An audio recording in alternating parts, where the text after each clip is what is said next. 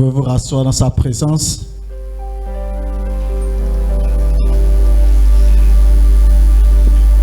Alléluia. Gloire à Jésus. Les chants, vous pouvez vous rasseoir, merci.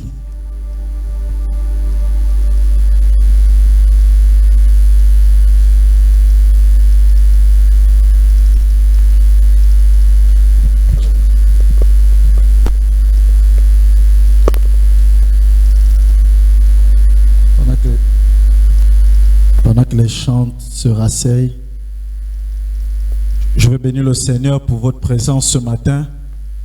Bénir le Seigneur alors que nous sommes à ce culte du 22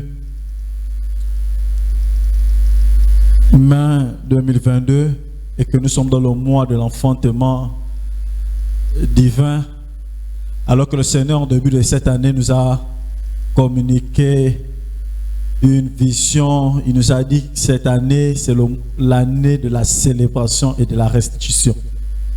Et depuis le début de cette année, le Seigneur a cessé de nous parler, a cessé de se révéler à nous. Et je crois qu'il n'a pas encore fini de le faire. Amen. Je bénis le Seigneur pour le leadership de l'Église qui me donne la possibilité de me tenir devant vous. Ce n'est pas toujours facile et merci pour la confiance. Merci au pasteur Martial pour la confiance qu'il donne au pasteur Aïssa de me tenir devant vous ce matin afin d'apporter la parole.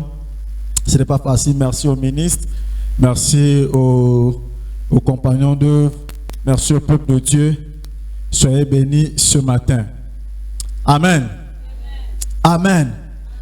Pendant qu'il y avait la coupure, j'ai senti que nos esprits, nos corps se battaient. Est-ce que réellement Dieu est présent? Est-ce que véritablement Dieu est capable de faire certaines choses? Il y avait une bagarre entre notre esprit et notre chair ce matin. Mais alors que la présence de Dieu ne dépend pas des circonstances ou bien ne dépend pas de nos sensations, mais la présence de Dieu où Dieu se révèle par un caractère. Lorsque vous parcourez la Bible, vous n'allez pas voir que Dieu s'est révélé par nos sensations. Lorsqu'on définit Dieu, on dit Dieu est amour. Donc Dieu, c'est un caractère d'abord. Dieu, ce n'est pas nos émotions. Dieu, ce n'est pas nos sensations. Dieu, ce n'est pas notre perception. Mais Dieu, c'est le caractère. Donc, lorsqu'il est là, il n'a pas besoin de tes sensations. Il a tout simplement besoin que tu fasses confiance qu'il est présent afin qu'il puisse agir. Donc, détrompons-nous le fait que lorsque nous nous retrouvons, lorsque le courant est arrivé, il y a le bruit de l'instrument, c'est alors que Dieu est arrivé. Non. Dieu est là depuis le début de ce culte. Et Dieu a visité des personnes en fonction de ce que les personnes ont donné à Dieu ce matin. Et Dieu va continuer à agir même s'il n'y avait pas le courant. Amen. Amen. Dans le projet de Dieu, dans le 2, 4, 6, merci. La technique.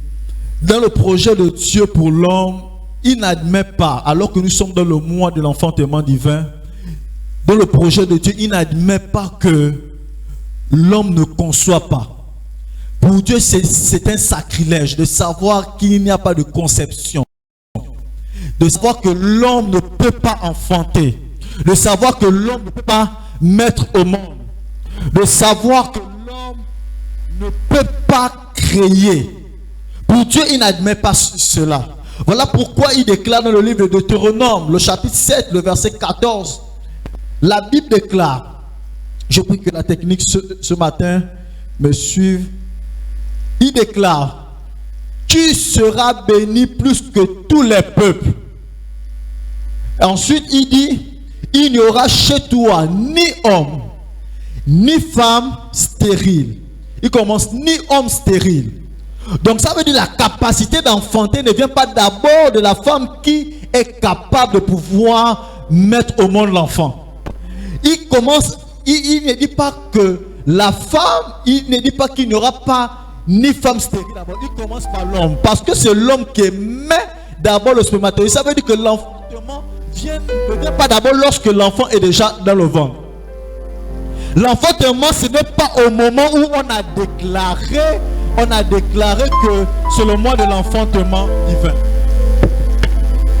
L'enfantement, ce n'est pas la période où Dieu permet que nous puissions d'abord enfanter. Mais l'enfantement, c'est lorsque Dieu a commencé à déclarer que c'est le mois de l'enfantement divin. C'est à cet instant que la semence qui a été libérée par la parole que tu as commencé à concevoir. Voilà pourquoi il déclare dans Deutéronome 7, verset 14, qu'il n'y aura ni homme stérile, premièrement. Et deuxièmement, il n'y aura ni femme stérile, parce que c'est la femme qui porte l'enfant. Donc, il se met parce que la Bible déclare que Christ étant la tête de l'église et que nous sommes la même nature que nous, étant donné que le pouvoir d'enfanter vient de Dieu, il commence par l'homme. Nous sommes dans le livre de Deutéronome. Ensuite, il ne s'arrête pas à l'homme, il dit ni bête stérile.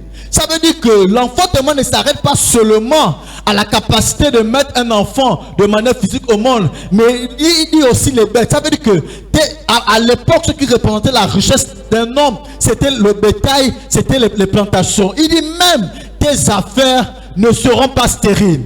Donc il ne conçoit pas que tu sois dans la pauvreté. Il ne conçoit pas que tu sois stérile dans ce que tu entreprends. Voilà pourquoi il a dit tout ce que ta main trouvera à faire, fais. Tout ce que ta main trouvera à faire, non seulement tu feras, mais il ne conçoit pas que lorsque ta main fera cela, que cela soit stérile. Que cela ne puisse pas produire l'enfantement divin. Mieux encore, produire l'enfantement. Voilà pourquoi il dit il n'y aura ni homme stérile ni femme stérile, mais il aurait pu s'arrêter là parce que c'est l'homme et la femme qui enfantent. Mais il dit ni bête stérile. Ça veut dire que tes affaires, tes projets ne peuvent pas ne pas enfanter, ne peuvent pas ne pas connaître la croissance. Ni bête stérile parmi tes troupeaux. Voilà pourquoi il déclare dans le livre de commencement, dans le livre de Genèse, il déclare dans Genèse 1, le verset 28, il dit soyez féconds. Voilà pourquoi je vous ai dit au début de cette prédication, Dieu ne conçoit pas que l'on ne puisse pas enfanter. Donc en réalité, Dieu, ce mois, il nous rappelle que l'enfantement, le fait que tu puisses enfanter, c'est naturel. Il a dit à Adam, il a dit à l'homme, la femme, soyez féconds et multipliez. Lorsque nous voyons la fécondité ne renvoie pas seulement au fait de mettre un enfant au monde. C'est alors que l'enfantement, depuis le début de ce mois, des personnes qui sont succédées, ils ont commencé à poser les bases. Et ils nous ont dit que l'enfantement ne concerne pas uniquement l'enfant physique, mais selon la conception du royaume. Et même lorsque Dieu dit soyez féconds et multipliez-vous, il veut dire en réalité soyez dans la guérison. Il veut dire en réalité il faudrait que l'enfantement représente la promotion. Et les personnes qui nous ont succédé depuis le début de ce mois, ils nous ont dit qu'il faudrait que l'on puisse être dans l'abondance. L'enfantement ce mois ne concerne pas seulement l'enfant, mais l'enfantement concerne aussi la protection. Et on va le voir. L'enfantement concerne aussi le toucher de Dieu. L'enfantement concerne aussi la marque que Dieu va poser sur toi. L'enfantement renvoie aussi à l'héritage comme nous l'avons appris le vendredi, pardon. L'enfantement concerne aussi la bénédiction. L'enfantement concerne aussi la richesse. Amen. Donc je disais que l'enfantement ne renvoie pas seulement à tout simplement la capacité pour l'homme de mettre un bébé au monde ou bien une femme au monde. Mais en ce mois de l'enfantement divin, ça renvoie à plusieurs choses que l'on a vues depuis le début de ce mois. Ça renvoie aux éléments inattendus. Voilà pourquoi Ésaïe 66, le texte de base à partir du verset 8, La Bible nous dit dans Ésaïe 66, à partir du verset 8, que vous connaissez déjà parce qu'on l'utilise depuis le début de ce mois.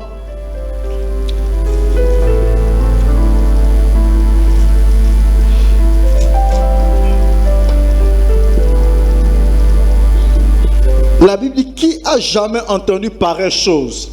Qui a jamais vu rien de semblable? Un pays peut-il naître en un jour? Un pays peut-il naître en un jour? Une nation est-elle enfantée d'un seul coup? Le texte d'Ésaïe nous montre combien de fois la naissance aussi dont on parle ici ne renvoie pas, parce que la promesse que Dieu a faite à Abraham, il a dit à Abraham, alors que Abraham, il dit à Abraham, lève les yeux, ainsi sera ta prospérité. Autant les étoiles que tu vois, ainsi sera ta postérité. Donc ainsi sera ta descendance. Donc on se rend compte que le peuple d'Israël ne s'est pas formé en réalité en un jour. Si l'on veut s'arrêter au simple fait que l'enfantement renvoie tout simplement à la capacité de mettre au monde. Donc si on se limite seulement à la capacité de mettre un bébé au monde, durant ce mois, on serait passé à côté. Alors que Dieu aimerait faire des grandes choses. Dieu aimerait que tu puisses enfanter dans le monde des affaires. Dieu aimerait que tu puisses enfanter sur le plan spirituel. Que si tu lisais la Bible une fois par jour, que tu sois capable de la lire 3 à 5 fois par jour. Dieu aimerait que tu puisses guérir. Dieu aimerait que tu puisses prospérer. Dieu aimerait que tu puisses enfanter les choses dont tu n'imagines pas. Voilà pourquoi j'ai mis le texte de Corinthiens 3 que la ministre Fursi a dit, de sorte que nous sachions que ce n'est pas de nous que nous puissions concevoir. Amen. Alors la question qu'on se pose, comment peut-on enfanter? Comment rentre-t-on dans l'enfantement divin? Et c'est là où je commence mon message ce matin. Amen. Est-ce qu'on peut lire le texte de Luc, le chapitre 1, les versets 34 à 35. Ces textes ont déjà été utilisés ici. Mais ce matin, Dieu aimerait nous donner une autre orientation par rapport à ces textes. La Bible dit au verset 34. Marie dit à l'ange, j'aimerais nous épargner l'histoire depuis le début et rentrer directement. La Bible dit, Marie dit à l'ange, comment cela se fera-t-il, puisque je ne connais point d'homme? L'ange lui répondit, le Saint-Esprit viendra sur toi, et la puissance du Très-Haut te couvrira de son ombre. C'est pourquoi le saint enfant qui naîtra de toi sera appelé Fils de Dieu. J'aimerais que vous souligniez, couvrira de son ombre. La puissance du Très-Haut te couvrira de son ombre. Allons-y dans Psaume 91, le verset 1 à 4, que nous avons d'ailleurs aimé durant la période de la Covid. Même ceux qui n'étaient pas chrétiens commençaient à utiliser ce texte. Psaume 91, le verset, celui qui demeure sous l'abri du Très-Haut, vous voyez, la même expression ici revient, Très-Haut, repose à l'ombre du Tout-Puissant. Ici, on parle du Très-Haut, là-bas aussi, on parle du Très-Haut. Ici, là-bas, on parle dans le Luc 1, le verset 35, on parle de l'ombre. Ici, on parle aussi de l'ombre. Repose à l'ombre du Tout-Puissant. Le verset 2, je dis à l'Éternel, mon refuge et ma forteresse, mon Dieu en qui je me confie. Verset 3, car c'est lui qui te délivre du filet de l'oiseleur, de la peste et de ses ravages. Il te couvrira de ses plumes et tu trouveras un refuge sous ses ailes. Sa fidélité est un bouclier et une cuirasse. Allons-y dans Genèse, le chapitre 1, le verset 1 et 2, que l'on connaît d'ailleurs. Au commencement, Dieu créa les cieux et la terre. La terre était informe et vide. Il y avait des ténèbres à la surface de l'abîme et l'Esprit de Dieu se mouvait au-dessus des eaux. Souligné, se mouvait. Alors, L'on se pose la question depuis le début de ce mois, et d'ailleurs comme Marie, certainement on se posait la question, comment l'enfantement divin sera possible? Dieu nous a dit que l'on va enfanter. Et d'ailleurs la visite de l'ange vers Marie, c'est comme cette annonce que le Seigneur nous a donnée en début de ce mois en disant que nous allons enfanter. L'ange vient voir Marie en disant que Marie, tu seras enceinte. Mais Marie pose une question légitime d'ailleurs, que Seigneur, comment ce sera possible? Comment je pourrais enfanter? Mais la réponse de Dieu n'est pas aussi anodine, parce que Dieu a le mécanisme déjà de l'enfantement divin. Il ne s'agit pas de l'enfantement naturel, mais il s'agit de l'enfantement divin. Il répond à Marie, pas de manière naturelle, parce que c'est Dieu, parce qu'il était envoyé de Dieu. Comme depuis le début de ce mois, il nous a dit l'enfantement divin. Et c'est normal que tu te poses la question, comment cela sera possible? Comment cela sera possible? Repartons dans Luc 1, le verset 35. Il dit au verset 35 que le Saint-Esprit viendra sur toi et la puissance du Très-Haut te couvrira de son ombre. Depuis le début de ce mois, on a commencé à lire ce texte. Et ce matin, le Seigneur aimerait nous parler d'un mystère, aimerait nous parler de quelque chose. Et ce matin, nous allons voir, nous avons pour thème ce matin la loi de l'incubation. Est-ce que tu peux dire avec moi la loi de l'incubation? Certainement, ça semble un terme scientifique. D'ailleurs, c'est un terme utilisé plus pour les scientifiques. Mais ce matin, ou lorsque j'étais en train de préparer ce message, il m'a arrêté sur ce passage. Il a dit c'est la loi de l'incubation. Permettez d'abord que je puisse définir qu'est-ce que c'est loi. Mieux encore, qu'est-ce que c'est la loi du royaume. Voyez-vous, nous sommes dans un royaume. Nous ne sommes pas dans une démocratie, nous sommes dans un royaume. Et chaque institution est formée de lois qui régissent cette institution. La preuve, nous avons une constitution qui régit en fait plusieurs lois. Nous avons plusieurs lois et même dans nos différentes administrations, nous sommes régis, nous sommes soumis à certaines lois. De la même manière, en tant qu'enfants de Dieu, nous sommes soumis à certaines lois que l'on appelle les lois du royaume, les réglementations du royaume. Alors, qu'est-ce que c'est une loi? Une loi est l'ensemble de règles, de conduite émanant de Dieu. Donc, il s'agit de la loi du royaume, ensemble de règles, de conduite émanant de Dieu ou de ses représentants sur la terre. Lorsque j'ai pris le dictionnaire biblique, il fallait définir loi. Il définit comme ensemble de règles ou principes ou ordonnances, si vous voulez, de conduite émanant de Dieu, donc qui proviennent de Dieu ou de ses représentants sur la terre. C'est une vérité incontestable, les lois du royaume. De la même manière, dans le livre de Daniel, on parle de la loi des Mèdes et des Perses qui était irrévocable. Les lois du royaume sont incontestables. Et donc, parce que nous parlons de la loi de l'incubation, nous allons voir tout au long de ce message combien de fois cette loi Marie a été soumise à cela. Donc, elle ne pouvait pas résister. Ça ne dépendait pas d'elle. La loi ne dépend pas de toi. La loi est coercitive. La loi, c'est quelque chose dont tu es né, tu as trouvé, tu partiras, tes enfants vont trouver cela. Donc, ce n'est pas question de toi.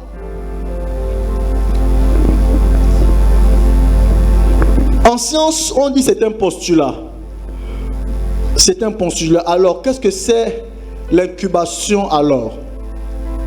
L'incubation, pour tous les animaux volatiles, d'ailleurs, ce sont eux, on n'entend pas animaux volatiles, à savoir les oiseaux, la poule, tous les animaux qui ont des ailes et qui mettent des œufs. On dit déjà, premièrement, que leur période d'incubation dure en moyenne 21 jours. Il dure en moyenne 21 jours. Et on dit l'incubation, c'est l'action par laquelle une volatile couvre ses œufs. Je vous ai dit de souligner dans Genèse 1 se mouvait. Lorsque vous partez dans la traduction littérale de Genèse 1, dans notre version, on va dire que l'Esprit de Dieu couvrait la terre. Dans notre version, on va dire l'Esprit de Dieu se baladait. Dans notre version, on va dire l'Esprit de Dieu planait. Mais j'aime mieux cette version où l'Esprit de Dieu couvrait la terre. Donc l'Esprit de Dieu était au-dessus de la terre. Et on dit que l'incubation, c'est la période par laquelle les animaux volatiles couvrent leurs œufs. Pendant une bonne durée de temps. La poule, environ, elle couvre ses œufs pendant 21 jours. Comment ça se fait-il que la poule, quel est le mystère caché derrière le fait ou la relation, la présence de la poule sur ses œufs alors qu'elle a déjà mis au monde? Quelle est cette relation? Vous voyez même l'aigle. Voilà pourquoi l'aigle, lorsque l'aigle met au monde, à un moment il disparaît de la surface de la terre parce que non seulement il y a deux mécanismes qui se produisent, parce qu'il doit aller changer son plumage premièrement et parce qu'il doit aller couvrir ses aiglons. Mais il a déjà mis au monde. Quel est le mystère qui se cache entre la couverture de ces animaux et les œufs? On va le comprendre.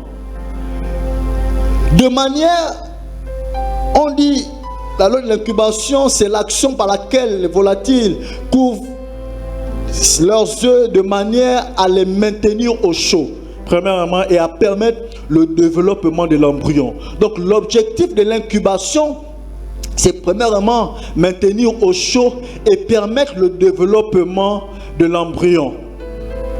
Les scientifiques nous disent que lorsqu'il faut créer, et on voit aussi la loi de l'incubation, pas seulement chez les animaux volatiles, mais aussi dans la phase de la création, dans la phase de l'idée. Lorsqu'on a un projet, les scientifiques nous disent que lorsqu'il faut créer, ils disent la créativité passe par 5 étapes. Pour eux, et ils disent qu'ils se sont accordés en disant, même lorsque les grands chercheurs, les grands penseurs voulaient créer, ils sont passés par 5 étapes, 5 phases. Donc la première phase, c'est la phase de la préparation, comme nous l'avons vu le mercredi, ou la phase de la conception. Et la deuxième phase, c'est la phase de l'incubation. Il dit c'est la période où, lorsque tu aimerais résoudre un problème, tu décides de passer à autre chose. Donc, pour les scientifiques, donc, dans le domaine des idées, la conception, c'est la période où tu as tellement cherché la solution à un problème, tu as tellement cherché la solution à une étape donnée, que tu t'arrêtes complètement de réfléchir et tu décides de passer à autre chose. Mais lorsque tu décides de passer à autre chose, c'est pour aboutir à la troisième étape de la créativité, qui est la phase de la révélation. Il dit dans cette étape-là de l'incubation, c'est cette période réflexive où tu passes du temps à réfléchir. Quelle est la solution que je dois avoir? Comment je dois mener ce projet? Et tu te rends compte que tu ne trouves pas la réponse à ton projet. Il dit c'est cette période-là, c'est la période de l'incubation, de l'idée, de la conception que tu as reçue. Mais ensuite tu décides de passer à autre chose. Et la quatrième étape, il dit c'est la période de l'évaluation. Après la période de l'évaluation, c'est la période du développement. Donc, la naissance, on se rend compte que la créativité ne vient pas, ou bien l'idée que tu aimerais mettre sur pied, ne vient pas lorsque c'est développé, mais vient par une phase importante, lorsque tu as décidé, tu as été bloqué et tu as décidé d'être incubé. Mais là, on voit aussi l'incubation dans le domaine médical. Lorsque un enfant naît, un enfant prématuré, de toutes les manières, on met cet enfant dans une couveuse. Et cette couveuse est appelée aussi incubateur.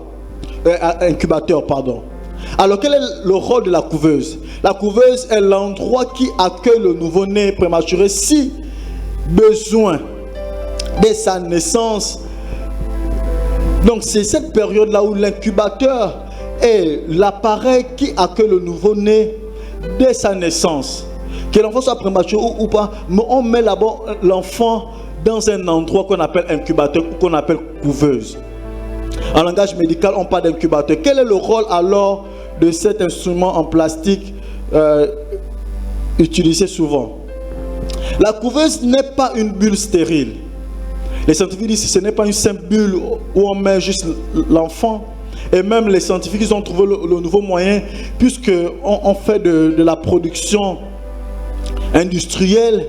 Ils ont un mécanisme de couveuse qu'ils mettent pour remplacer les poules. Ils ont une couveuse et Et nous, comme je suis dans l'agroalimentaire, lorsque l'on aimerait tester un produit, on met ça dans un incubateur pour voir les réactions ergonoleptiques que le produit peut avoir. Donc on met le produit dans un incubateur pour voir toutes les réactions.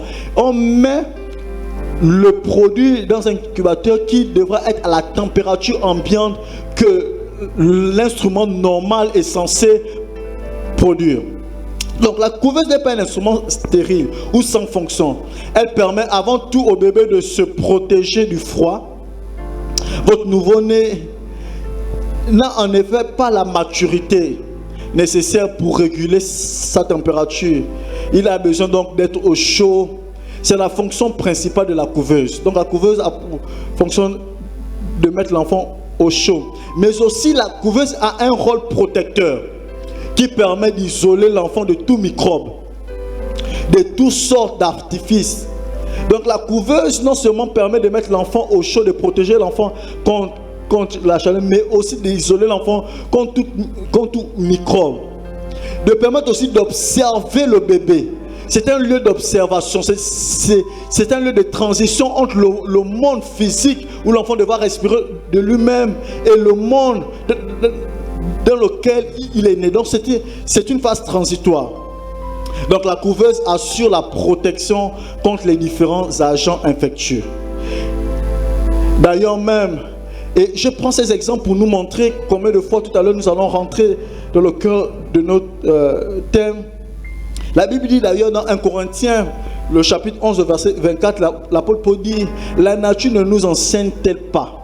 Et ce qui s'est produit dans Luc, le chapitre 1, le verset 35, c'est un mécanisme de couveuse que le Saint-Esprit a mis. C'est un mécanisme d'incubation. Il dit au verset 35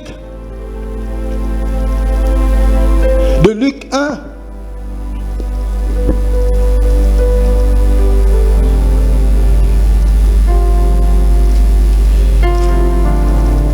il dit, le Saint-Esprit te couvrira. Il dit, Marie demande à l'ange, comment vais-je enfanter?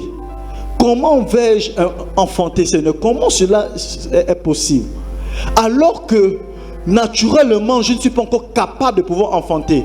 Naturellement, je n'ai pas encore les dispositions. Je n'ovule pas parce que je n'ai même pas encore connu d'homme. Mais c'est impossible pour moi d'enfanter. C'est la même manière pour l'enfant prématuré. Ce n'est pas encore son moment d'enfanter, mais on le fait passer par la couveuse, on le fait passer par un incubateur pour lui dire que même si ce n'est pas encore ton moment, mais il y a un mécanisme naturel d'ailleurs qui émane déjà de l'esprit, qui soit capable de te faire vivre dans une atmosphère où tu pourras vivre naturellement comme les autres. Et donc l'ange dit à Marie, le Saint-Esprit viendra sur toi. Donc le Saint-Esprit va te couvrir. Premièrement, lorsque le Saint-Esprit vient sur toi, et la puissance du Très-Haut te couvrira de son ombre. L'expression ici, couvrira de son ombre, c'est une expression grecque, on dit epikaizo. Epikaizo, c'est le simple fait de dire se couvrir, c'est venir sur. En grec, couvrir de son ombre, c'est epikaizo. Et même dans Genèse, dans Psaume 91, on se rend compte que pour protéger, Dieu dit que dans Psaume 91, il dit celui qui repose à l'ombre du Tout-Puissant. Mais l'objectif au verset 1, quelle est la relation qui se crée entre le fait de pouvoir reposer à l'ombre du Tout-Puissant et le fait d'être protégé? Ici, il ne s'agit pas du Jéhovah Sabaoth, l'éternel des armées qui intervient pour la protection. Mais on dit, Psaume 81, on dit celui qui demeure sous l'abri du Très-Haut repose à l'ombre du Tout-Puissant. Le verset 2, l'objectif de reposer à l'ombre du Tout-Puissant, l'objectif de rester couvert, l'objectif de rester incubé par par le Seigneur. Le résultat au verset 2, c'est il dit, je dis mon refuge et ma forteresse. Donc, lorsque tu décides de rester à l'ombre du Tout-Puissant, lorsque tu décides d'être épicaizo, que l'ange de l'Éternel ou la présence de l'Esprit couvre sur toi, c'est que le résultat, ça produit la protection.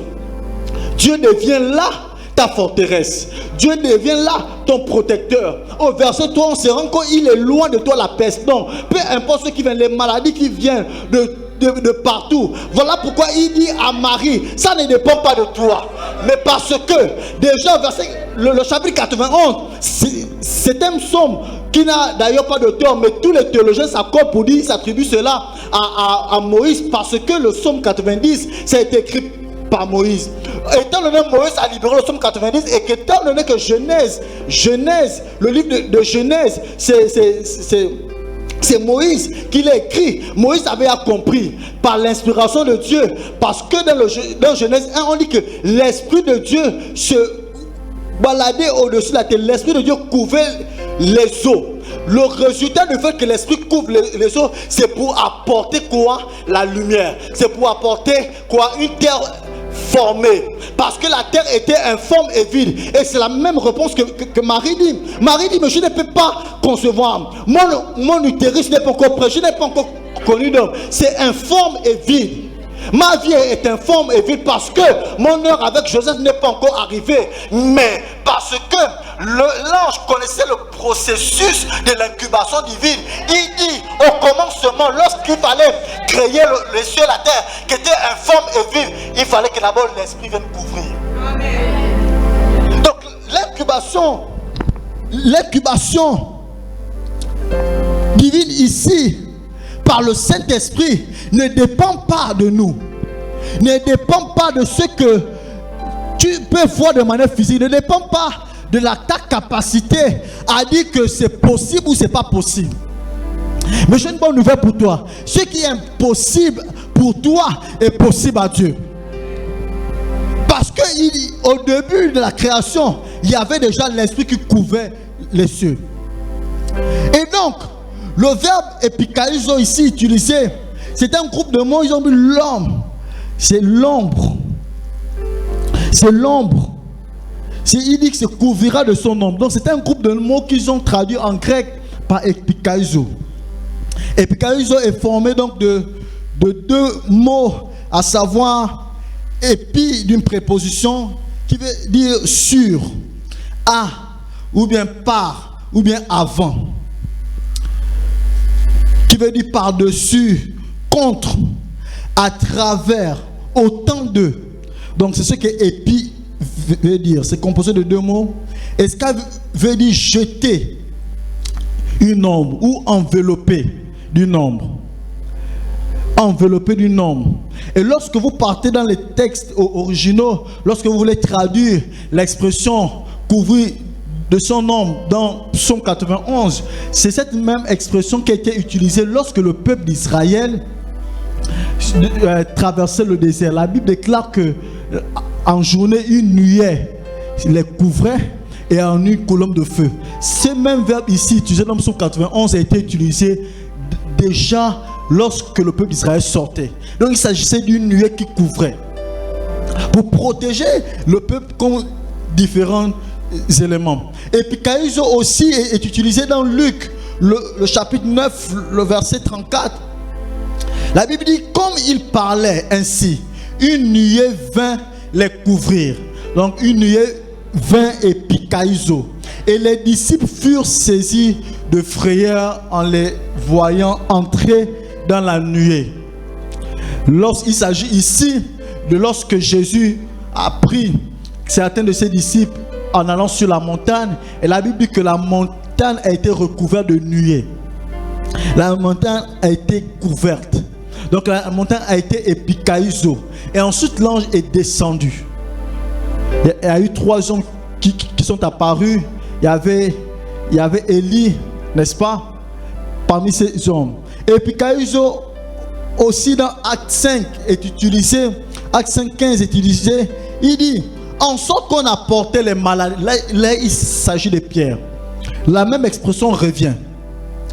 En sorte qu'on apportait les malades dans les rues et qu'on les plaçait sur des lits et des couchettes, afin que lorsque Pierre passerait, son ombre au moins couvrit, son ombre au moins épikaïso, quelqu'un d'eux. Donc il s'agissait pas des efforts de Pierre, il ne s'agissait pas de la puissance de Pierre, mais il s'agissait de l'ombre de l'Éternel qui marchait avec Pierre. Et la même expression utilisée dans Luc 1, 35 est utilisée pour Pierre dans Actes des Apôtres, en disant que l'ombre de Pierre, lorsqu'il passait, couvrait toutes les personnes qui étaient malades et ces personnes retrouvaient la guérison. Amen. Cette expression épikaïso nous ramène en réalité de comprendre que lorsqu'il y a l'enfantement divin, les efforts sont inutiles. Lorsqu'il y a l'enfantement divin, cela ne dépend pas de ce que tu peux ressentir ou pas. Cela dépend tout simplement de dire que l'Esprit du Très-Haut te couvrira. Dieu va épikaïso ta vie. Alors, comment l'incubation peut se faire? L'incubation divine, parce qu'il s'agit, nous avons vu comment l'incubation naturelle peut avoir lieu. Maintenant, sur le plan spirituel, quel est le processus de l'incubation? Le Seigneur m'a orienté un peu sur certains événements lorsque j'ai voulu comprendre c'est comment l'incubation se fait. Lorsque l'ange apparaît, donc c'est notre premier grand point, comment se fait l'incubation divine. La Bible dit lorsque l'ange apparaît, l'une des choses qu'il fait, il vient vers Marie en annonçant une parole. Donc l'ange libère une parole, bien entendu, qui vient de Dieu. Mais la Bible déclare qu'au commencement était la parole, dans Jean 1. Et la parole était avec Dieu. Donc, pour qu'il puisse avoir incubation divine, il faudrait premièrement que la parole vivante soit libérée. L'incubation divine, le premier processus, c'est le résultat de la libération de la parole de Dieu. Parce que la Bible dit rien de ce qui a été fait n'était fait sans la parole. Rien de ce qui a été créé n'a été créé sans la parole. D'ailleurs, parce que l'Esprit de Dieu dans Genèse 1 se mouvait au-dessus des eaux, couvrait les eaux, la Bible dit que Dieu dit que la lumière soit et elle fut. Donc le simple fait qu'il y ait l'Esprit de Dieu qui couvre ta vie, qui couvre ton projet, qui couvre l'enfant que tu dois avoir ne suffit pas. Il faudrait que la parole de Dieu soit libérée. Et cette parole qui a été libérée, elle a été libérée en ce mois en disant premièrement que c'est le mois de l'enfantement divin. C'est le mois de l'enfantement divin. Et donc l'enfantement est possible.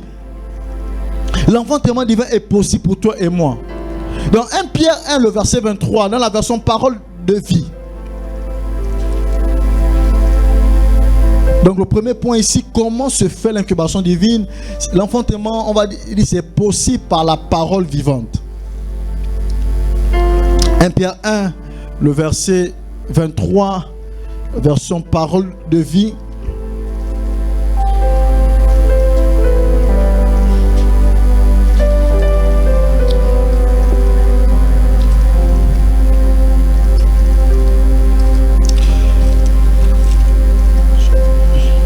La parole de Dieu vous a fait naître de nouveau. Le mécanisme de la nouvelle naissance aussi, il dit c'est la parole de Dieu qui vous a fait naître. Nous sommes le résultat de la parole.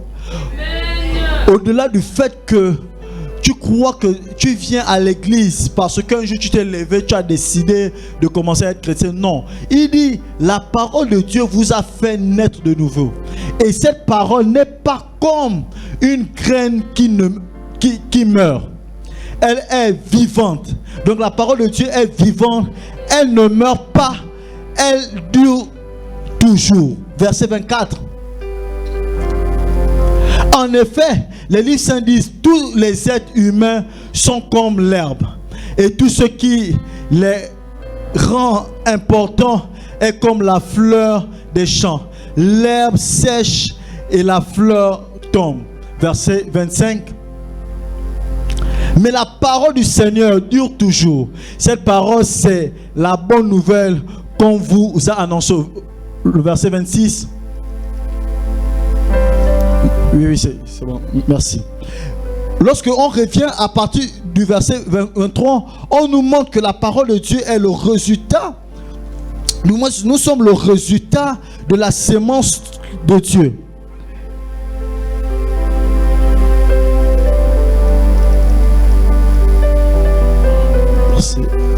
Ok. Et donc, si nous sommes le résultat de la parole de Dieu, ça veut dire que tout ce que Dieu va concevoir en nous est le résultat d'abord de la parole qui a été libérée. Et c'est d'ailleurs ce qu'il a fait. L'ange a fait vis-à-vis de Marie, avant qu'il ne dise que la personne du très haut te couvrira. Il a libéré une parole. Il a dit: Marie, tu seras enceinte. Donc il faudrait d'abord que tu reçoives cette parole. Et cette parole produit en toi la vie. Cette parole produit en toi la phase de conception. Et ensuite, cette phase de conception, Dieu maintenant vient incuber cela. Dieu vient maintenant couvrir cela. Donc si tu n'as pas cru en la parole vivante qui a été libérée, tu ne peux pas passer par la phase de l'incubation. Tu ne peux pas passer par la phase de la couveuse. Il faudrait premièrement que tu reçoives la parole comme Marie. L'on a dit que tu seras grand. Ok, si tu te limites seulement à dire que je serai grand, c'est tout. Mais il faudrait que l'Esprit vienne couvrir cela. Amen. Deuxièmement, comment se fait l'incubation divine? L'incubation divine se fait par le moyen de l'espérance. Dieu, dans Jérémie 29, le verset 11, il dit que il nous donne pour nous, du moins il donne pour nous, il a pour nous des projets de bonheur afin de nous donner un avenir plein d'espérance. Jérémie 29, le verset 11.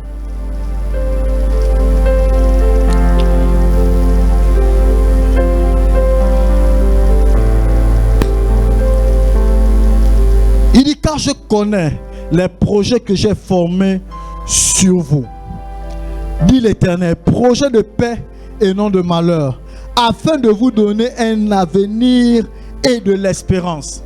Donc lorsque Dieu aimerait pour toi te faire passer par l'enfantement divin en t'incubant, il décide de te donner non seulement un avenir, donc la capacité de pouvoir rester vivre dans le temps, ta période d'enfantement, mais aussi une espérance. Il dit afin de vous donner un avenir et de l'espérance. Donc Dieu te donne un projet. Et on se rend compte dans ce texte de Jérémie 29 que au début il dit: j'ai des projets pour toi. Donc l'enfantement divin dont tu attends n'émane pas de toi. Le résultat de Jésus vis-à-vis du moins de la naissance de Jésus par Marie n'est pas la demande de Marie. Voilà pourquoi en ce mois, seuls les projets de Dieu vont enfanter. Et si tu n'as pas été sensible en connaissant les projets que Dieu a pour toi, en cherchant la parole rattachée à Dieu pour ton enfantement divin, tu vas sortir de ce mois où tu vas prier comme battant du vent sans pourtant connaître réellement les projets que Dieu a pour toi. Il dit: j'ai des projets pour toi. Il dit: j'ai des projets. Il dit: voici ce que... Il dit: car je connais les projets que j'ai formés pour toi. Dès avant ta naissance, il a des projets pour toi. Cette année, il a des projets pour toi. Il aimerait que tu sois dans une entreprise et non dans une autre. Il aimerait que tu puisses croître à tel endroit et pas dans ce que tu penses forcément. Il aimerait que tu puisses enfanter tel nombre d'enfants et non le nombre dont tu désires. Il a des projets pour toi. Et ces projets, j'en suis sûr, Dieu nous a communiqué cela. Chacun de nous, on se bat forcément comme Marie. Au début, lorsque l'ange a annoncé comment cela est possible. Non, Dieu a des projets pour toi. Il dit, le résultat de l'incubation, c'est de te donner non seulement un avenir et de l'espérance. Il veut te donner un avenir et de l'espérance. La preuve. Maintenant, la question que l'on se pose, en quoi tu espères? En quoi tu espères? Nous sommes dans le mois de l'enfantement divin, mais en quoi tu espères? Il ne faut pas prier comme tout le monde. Il ne faut pas décider de pouvoir attendre des choses comme tout le monde. Ce n'est pas parce que moi, je prie pour la promotion que toi, tu dois prier pour ça. Mais tu dois citer réellement ce en quoi tu espères. Tu espères en quoi? La même manière, lorsque la poule décide de couvrir ses yeux, c'est parce qu'elle espère en un poussin. Lorsque Dieu a décidé de couvrir les cieux, la terre qui était informe et vide, parce qu'il attendait que la terre soit formée. Lorsque Dieu décide de couvrir Marie, parce que derrière le fait de couvrir Marie, il y a Jésus qui arrive. Donc il y a le projet de Dieu dans ça. L'enfantement divin, ce ne sont pas tes projets à toi. L'enfantement divin, il n'est pas question de tes efforts, de ce que ça va produire juste pour te réjouir et pour narguer les autres. Voilà pourquoi, expressément, dans le 1 Samuel, le chapitre 1, la Bible parle de deux femmes, Pénina et Anne.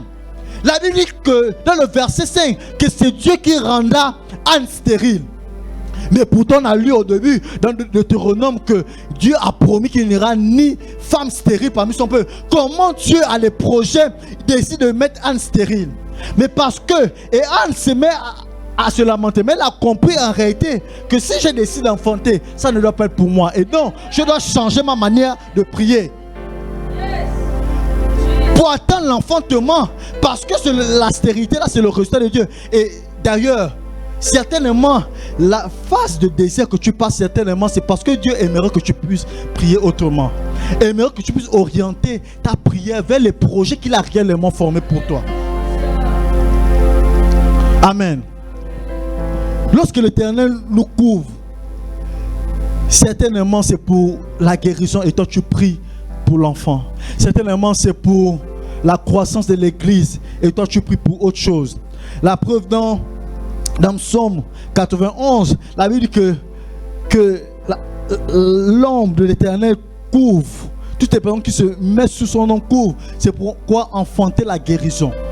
Lorsque durant la période de la Covid, toutes les personnes qui ont réellement prié, pas les religieux, moi je me suis approprié ce texte, je priais ça et je n'ai pas eu la Covid, même lorsqu'il y avait les symptômes, il y avait des personnes qui ont été frappées, on n'a pas eu de Covid-19. Toutes les personnes qui ont cru en ce passage durant la période de la Covid-19 n'ont pas été atteintes. Je ne connais pas réellement quelqu'un.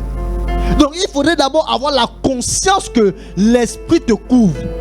Il faudrait avoir la conscience que tu passes par une phase d'incubation pour produire le résultat de Dieu.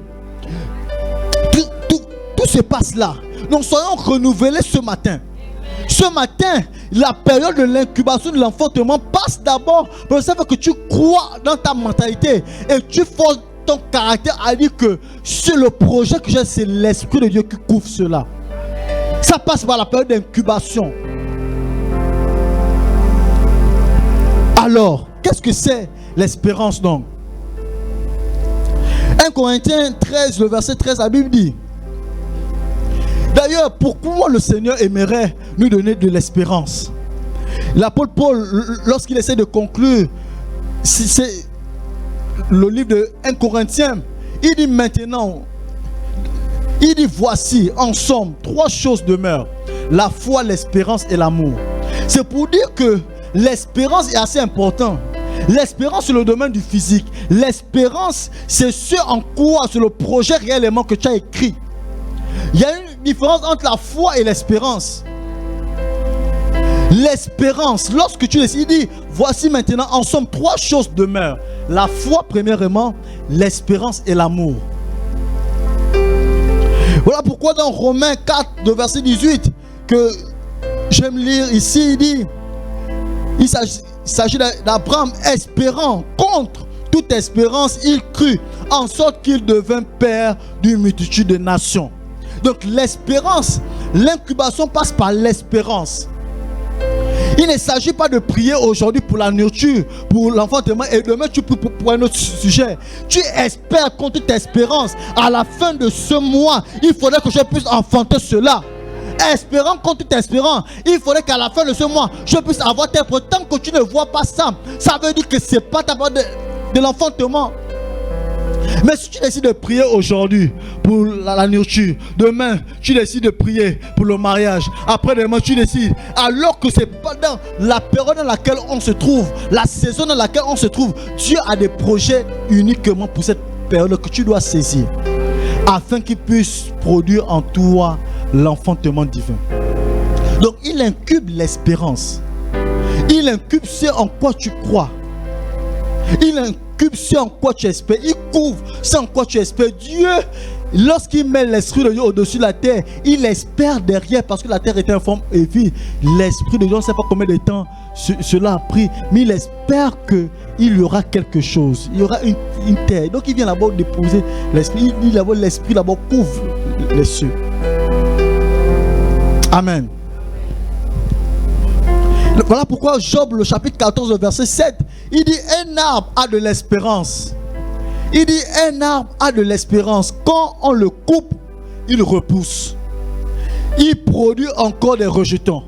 Donc pour l'arbre, l'arbre n'est pas effrayé par le fait que lorsqu'on va couper, il ne va plus pousser. Donc Job dit: un arbre a de l'espérance. Lorsqu'on le coupe, il produit encore. Donc lorsqu'on coupe un arbre, et nous d'ailleurs, pour les femmes qui font des plantations, lorsqu'il s'agit par exemple de produire de la banane, à un certain moment donné, on coupe la banane au milieu pour que ça produise encore. Donc nous espérons qu'en coupant cela, ça va produire. Donc de la même manière que Dieu, par rapport à ce en quoi tu espères, ce en quoi réellement tu espères, les projets qu'il a mis en toi, il sait que ça va produire. Troisièmement, comment l'incubation divine peut se faire? Par la foi.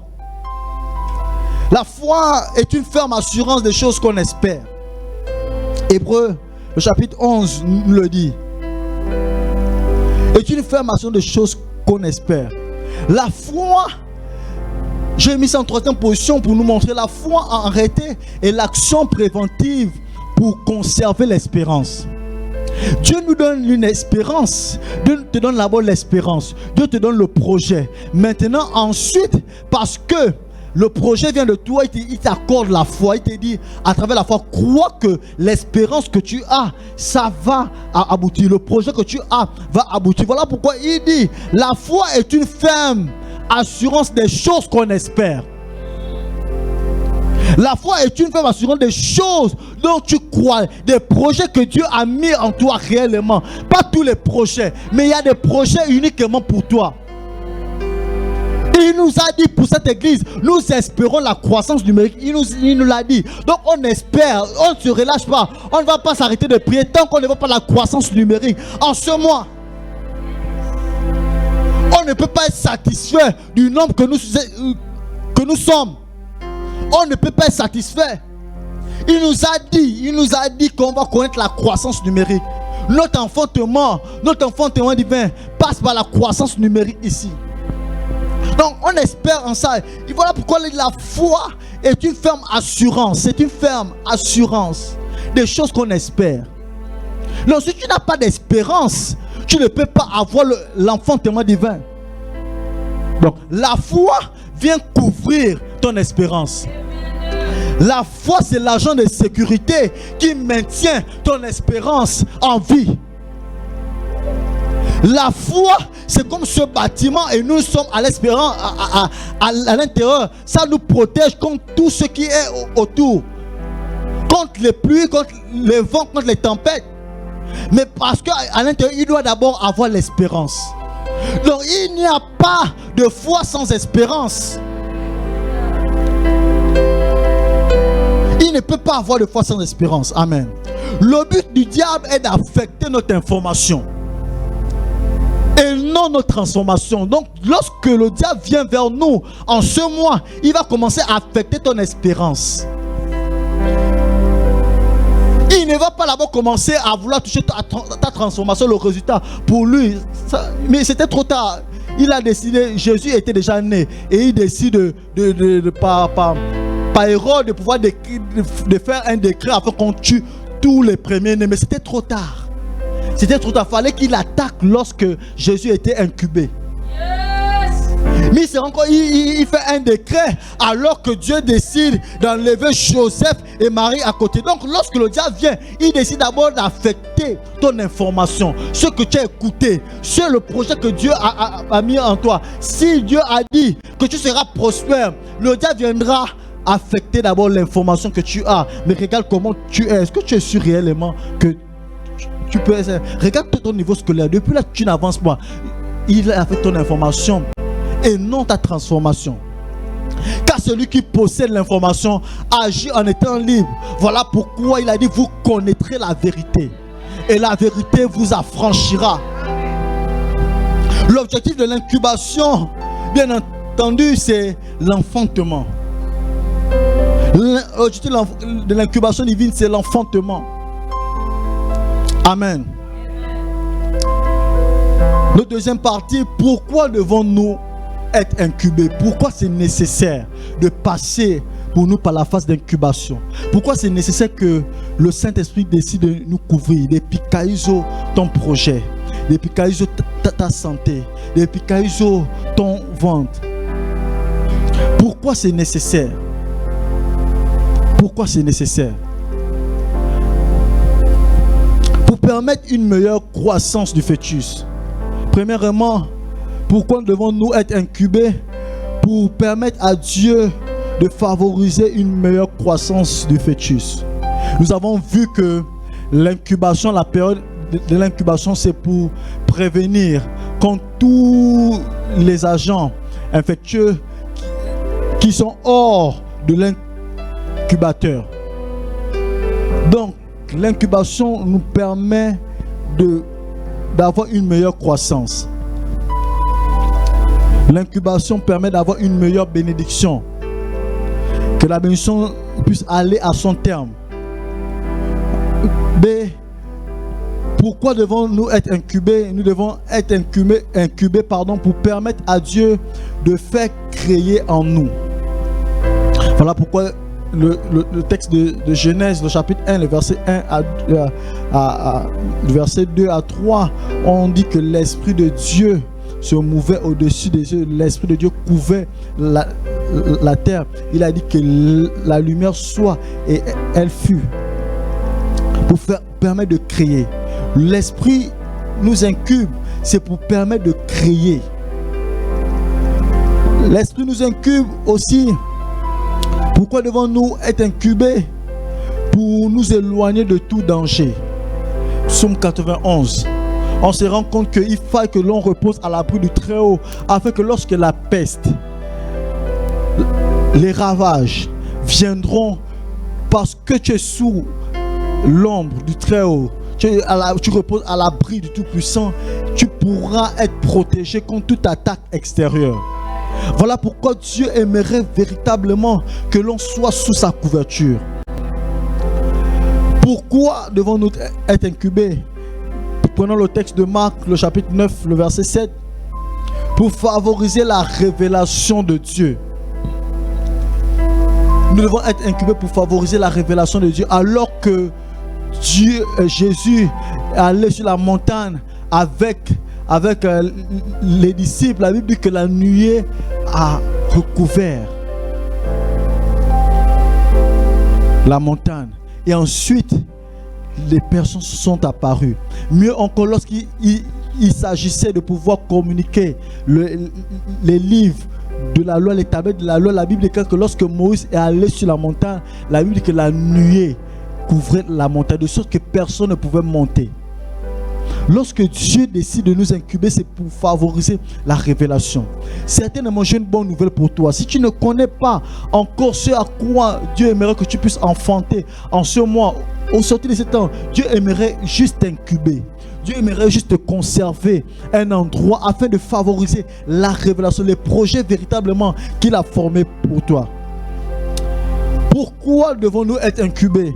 nous devons être incubés pour impacter les nations, pour être des témoins. C'est en ce sens que dans Actes, le chapitre 1, le verset 5 à 8, dans la version King James, plus au verset 8, il dit: vous recevez la puissance après que l'Esprit soit venu sur vous. Et je vous ai dit que couvrir ou épikaïs, c'est venu sur, c'est venu en dessous. Ici dans le verset 8, Jésus fait cette déclaration: avant d'aller être mes témoins, il faudrait que l'Esprit vienne vous couvrir. L'Esprit vienne sur vous. On doit recevoir l'incubation, ou on doit être incubé au sortir de ces moments pour permettre à Dieu que nous soyons des véritables témoins. Si l'on n'est pas incubé, on ne peut pas impacter le monde. Si on n'est pas passé par la loi de la couveuse, on ne peut pas impacter le monde. Si on n'a pas laissé l'Esprit nous couvrir, voilà pourquoi ils sont allés là-bas dans la chambre haute. Mais hormis la chambre haute, ça ne suffit pas. Il fallait que l'Esprit vienne sur eux, afin que l'on puisse impacter. D'ailleurs, la semaine prochaine, on a une période d'évangélisation. Il faudrait que chacun se fasse incuber pour être un témoin potentiel. On décide aussi d'être incubé. Pourquoi devons-nous être incubés? Pour agir surnaturellement, comme a fait Pierre dans Actes 5, le verset 15. La Bible nous montre que lorsque Pierre passait, son ombre couvrait toutes les personnes qui étaient malades. Alors, il ne peut pas avoir une loi ou un théorème sans exercice d'application. Et le Seigneur m'a donné un exercice d'ailleurs pour illustrer tout ce que j'ai dit, pour que au moins tout ce que j'ai dit auparavant, si c'est pas ancré, au moins retenez cette formule, ce théorème. Donc en tant que bon scientifique que j'ai voulu être, il m'a dit que l'enfantement divin ou bien l'exaucement que nous attendons est égal. Donc vous pouvez prendre ce théorème, est égal à la parole au carré, donc à la parole de Dieu au carré. Donc ceux qui ont fui les cours de maths, les mathématiques depuis longtemps, ça va vous rattraper aujourd'hui. Amen. Donc est égal à la parole au carré plus 2. Donc vous ouvrez après le plus, vous ouvrez la parenthèse. 2 facteurs de esprit foi espérance. Vous fermez la parenthèse, plus foi au carré. Pour ceux qui sont en classe de 4e, 3e, on appelle ce théorème quoi? Hein? Hein?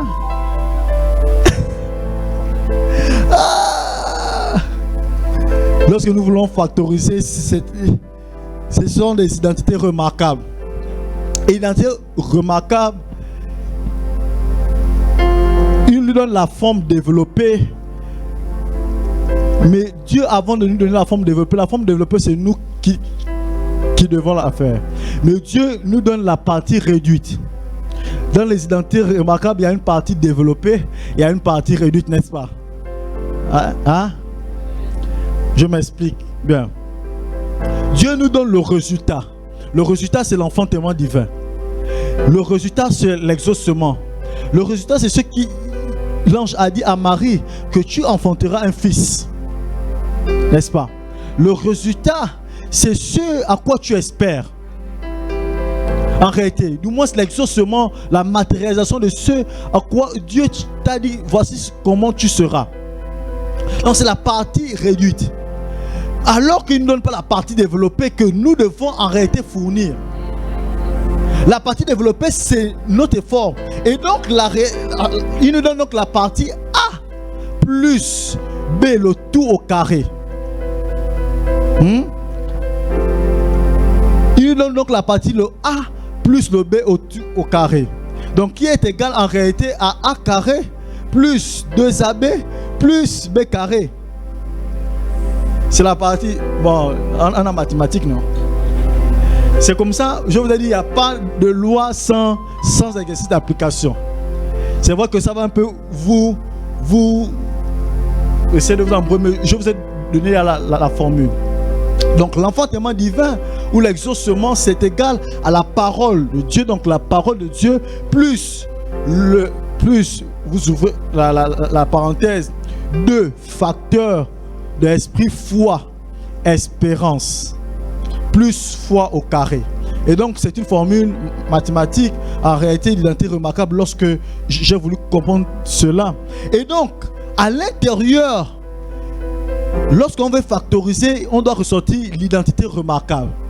Il y a toujours, et même au-delà de l'identité remarquable, il y a ce qu'on appelle le facteur commun. Dans ce que Dieu aimerait faire, il y a toujours un facteur commun que l'on ressort, c'est la parole de Dieu. Dans l'enfantement divin que le Seigneur nous promet, il y a toujours un facteur commun qui ressort le plus souvent, c'est la parole de Dieu, qui est le A au carré. Et l'autre facteur commun, d'ailleurs, qui ressort toujours, lorsqu'on veut réduire, arrêter une factorisation, on ressort toujours les facteurs communs où on trouve le facteur commun. Donc il ressort d'abord la parole de Dieu. Il y a toujours la parole de Dieu, parce que rien de ce qui a été fait n'était fait sans la parole. Donc il ressort toujours la parole de Dieu. Donc tout dépend de ce que l'on écoute déjà. La parole de Dieu, pas ta parole, pas tes pensées. La parole de Dieu pour l'exaucement. Puisqu'on veut trouver l'exaucement, comment l'exaucement est possible? La parole de Dieu vient. Donc c'est la première partie. Et ensuite, le B carré, c'est bien entendu la foi. C'est encore lui qui est là, le facteur commun. C'est la foi. Donc la foi émane de toi. Mais pour développer ces 2 éléments de la foi, dans la partie développée, il y a des éléments importants où il faut ajouter non seulement l'esprit, qui est le facteur commun encore, qui appartient à Dieu, et la foi, non seulement il y a Dieu à l'intérieur, mais à le côté de l'espérance qui appartient à l'homme. Donc on ne se sort pas, du moins on ne sort pas de la loi de Dieu, on ne sort pas des principes de Dieu. Et donc, il y a un d'eux qui semble être un intrus dans cette opération, que d'ailleurs les élèves de 3e ne comprennent peut-être pas souvent, mais il y a un intrus. Et il m'a expliqué, le 2 là représente quoi? Le 2 représente tes prières. Il y a l'espérance, qui est déjà le projet que Dieu te donne. Mais le projet là en réalité vient encore de Dieu. Je dis, Dieu nous donne la partie réduite. Lorsqu'il aimerait, c'est l'exaucement. Dans la factorisation, il nous donne A au carré, il nous donne A plus B, le tout au carré. Lorsqu'on développe, ça nous donne la forme développée. Mais dans tout ça, et je vous ai dit que le A représente quoi? La parole de Dieu, et le B représente la foi. Et lorsqu'on développe, on trouve toujours l'élément de Dieu à l'intérieur. Mais il y a une partie qui semble être intrus. C'est un nombre dont on n'entend pas, c'est le 2. Et le 2 représente quoi? Dieu m'a dit que le 2 représente nos prières. Le 2, après que Anne attendait, dans 1 Samuel, le chapitre 1, le verset 10, la Bible dit que Anne pria. Malgré qu'elle était mortifiée par Pénina, mais la Bible dit que Anne pria. Et ensuite, elle devint enceinte. Le 2 peut représenter la prière, c'est nos efforts humains. Le 2 représente aussi la consécration. Il ne peut pas avoir, ou tu ne peux pas avoir enfantement divin si tu ne décides pas de mettre du tien. Dieu a fait sa part, mais il y a une partie qui t'appartient à toi. C'est la partie du 2. Le 2. Parce que même à l'intérieur, il t'a donné l'espérance, il t'a donné le projet. L'espérance, il t'a donné l'espérance. Et il a mis encore à côté l'esprit pour permettre de couvrir ton espérance. Mais il y a le 2. C'est ta prière. C'est ton jeûne. C'est le fait de payer le prix. Le 2 représente aussi ta consécration. Le 2 représente ta sanctification. Voilà pourquoi dans Juge, le chapitre 13, le verset 4, lorsqu'il s'agit de Samson, lorsque Samson devait venir au monde, la Bible dit, et on l'a appris le vendredi, la Bible nous dit, la Bible nous montre que Dieu dit, l'ange dit à la mère de Samson qu'il ne faut boire ni vin ni liqueur. Donc c'est la partie du 2 qui te concerne, toi, la sanctification. Tu ne peux pas dire ou être frustré à la fin de ce mois que tu n'as pas vécu l'enfantement divin si tu n'as pas associé les deux. C'est la partie de la sanctification. C'est la partie du service. Et d'ailleurs, la Bible dit, lorsqu'il s'agissait de 2 sacrificateurs dans Luc 1, le verset 8, avant Marie, l'ange décide d'aller visiter 2 personnes, Élisabeth et Zacharie. Alors, la Bible nous dit, dans le verset 8 de Luc 1, la Bible dit que pendant qu'ils étaient en service, j'aimerais qu'on puisse le lire pour mieux comprendre, pour nous montrer combien de fois l'enfantement divin est le résultat de plusieurs éléments, dont l'un des éléments vient aussi de toi.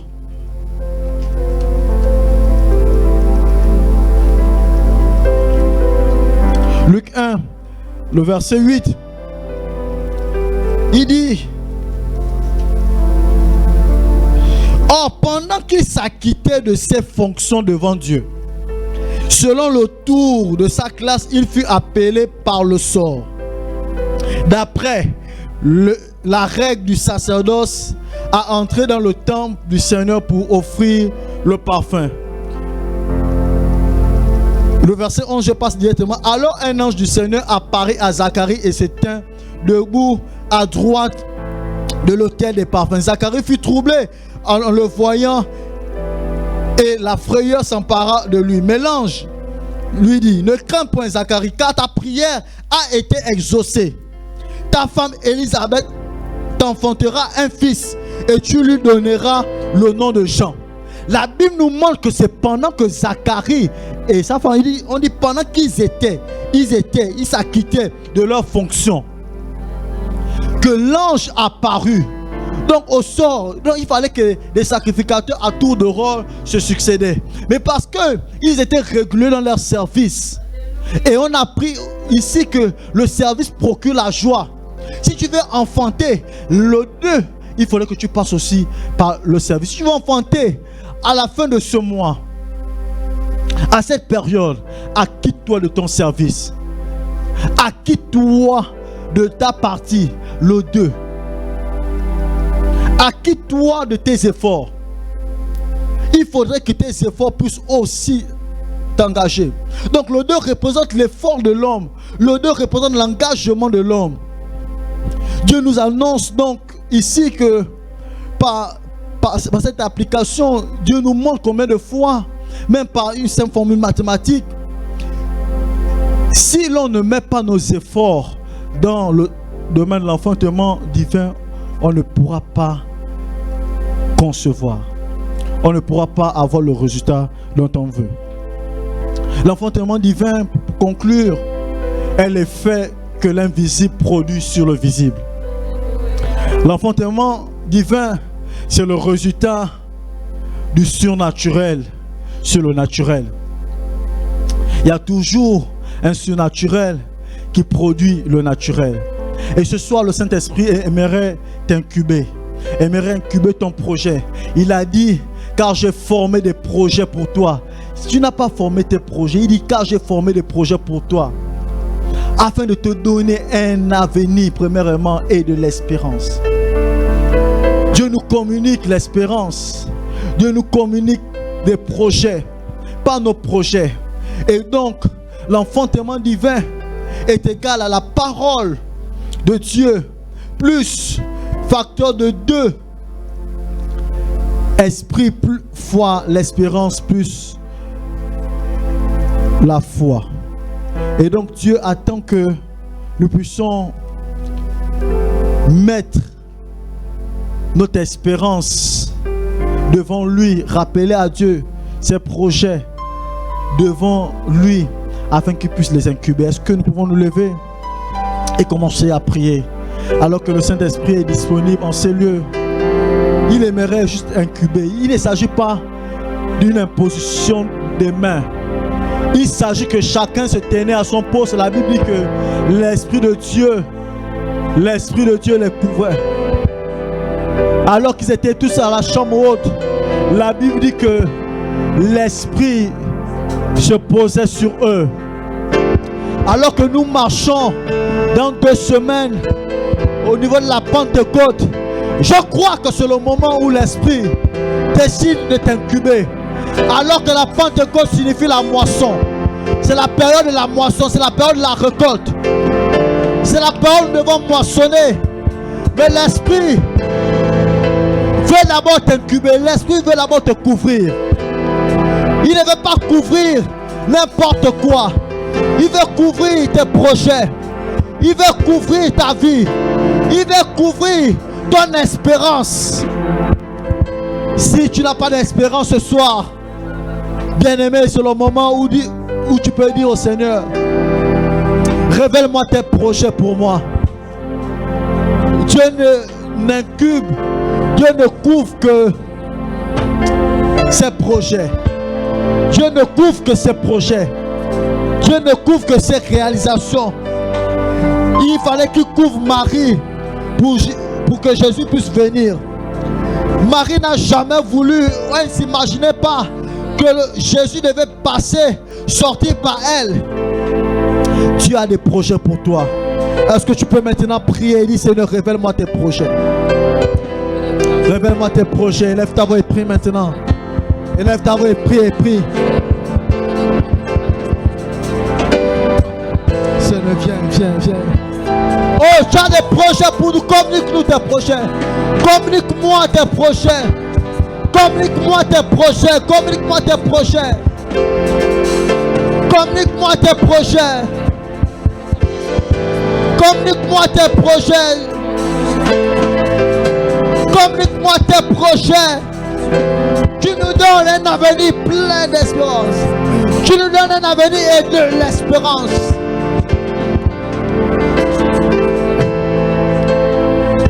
Bien-aimé, prie. Dieu n'incube pas tout. Dieu ne couvre pas tout. Dieu ne couvre pas tout. L'Esprit de Dieu ne couvre pas tout. L'Esprit de Dieu couvre les projets de Dieu. L'enfantement divin, il y a Dieu dedans. C'est certes l'enfant, mais il y a l'enfant de Dieu dedans. Il y a le projet de Dieu dedans. L'enfantement divin, c'est le projet de Dieu.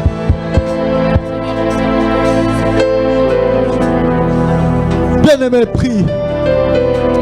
Seigneur, révèle-toi. Révèle. Tu n'enfantes que tes projets. Tu n'enfantes que tes désirs. La Bible dit que vous priez, vous ne recevez pas. Parce que vous priez mal. Il dit vous priez, vous ne recevez pas. Parce que vous priez mal. Pour satisfaire vos désirs. L'enfantement divin, c'est lorsque Dieu satisfait ses désirs à lui. Dieu n'incube que ses désirs. Ta prière ne sera utile que lorsque tu décideras ou lorsque tu connaîtras les projets de Dieu pour toi. Maintenant, prie de sorte que le Saint-Esprit, ceux qui connaissent déjà les projets de Dieu, ce que Dieu leur a dit pour ce mois, le Saint-Esprit couvre. Parce qu'après l'incubation, il y a l'éclosion. Après la loi de l'incubation, il y a la loi de l'éclosion. Il faudrait qu'au sortir de ce mois, alors que l'Esprit a commencé à couvrir certaines personnes, il faudrait qu'il y ait l'éclosion. Dès demain, je t'annonce qu'il y aura l'éclosion. Prie de sorte que l'Esprit couvre le projet de Dieu. Le projet dont tu t'attends. Rebro Shalabras Calabre Garabosa. Ragadabre Garabos Sobres Calabras Calabos. Parubres Calabres Cababa Machabo. Rekete Rebro Shalabas Calaba. Parekete Rebro Shalabas Calaba. Marekete Rebre Calabosa. Rakata Rebro Sobros Calaba. Rebro Shalaba. Saint-Esprit, tu couvres le projet. Tu couvres.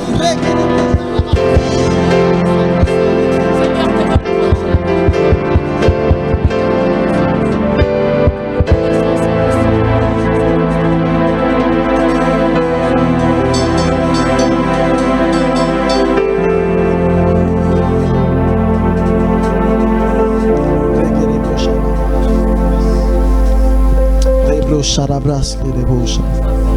Reggae de bro charabas. Lorsque l'Esprit nous couvre, c'est pour être des témoins, c'est pour marquer la différence. Le projet de l'enfantement, l'exaucement de Dieu marque la différence, crée l'étonnement. Dieu nous incube, c'est pour créer l'étonnement. Dieu nous incube, c'est pour créer l'étonnement. Dieu nous incube, c'est pour créer l'étonnement. L'étonnement à travers ces projets.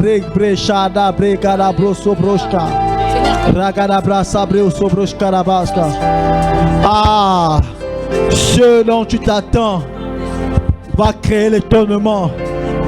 Oh Dieu, Dieu permet l'éclosion de ce qu'il a incubé afin de créer l'étonnement, afin de créer la différence. Rabre chabro sabrach carabre garabro sobrocha ragarabre garabosha regarabre garabo sobroch karabaska ragarabrash kalabaska masa bro sobroch kalabaska ragarabro sobroch kalababa mazubresh kalabosa basubresh kerebosh kalabaska. Merci Seigneur. Merci parce que tu couvres, tu incubes cette assemblée, tu incubes cette assemblée de sorte que la croissance numérique s'efface, que la loi de l'incubation se manifeste dans cette assemblée afin de faire éclore la croissance numérique, afin que nous moissonnons la croissance numérique, afin que nous moissonnons la prospérité financière. Au nom de Jésus, tu incubes cette assemblée. C'est le permet maintenant, parce que c'est sans quoi nous espérons. C'est sans quoi nous espérons, Seigneur. En tant que peuple, Seigneur, merci parce que tu incubes nos ministères. Alléluia. Afin que nous marquons la différence. Laisse que l'honneur et la gloire te reviennent. Au nom de Jésus. Amen. Est-ce qu'on peut ovationner le Seigneur? Gloire à Jésus.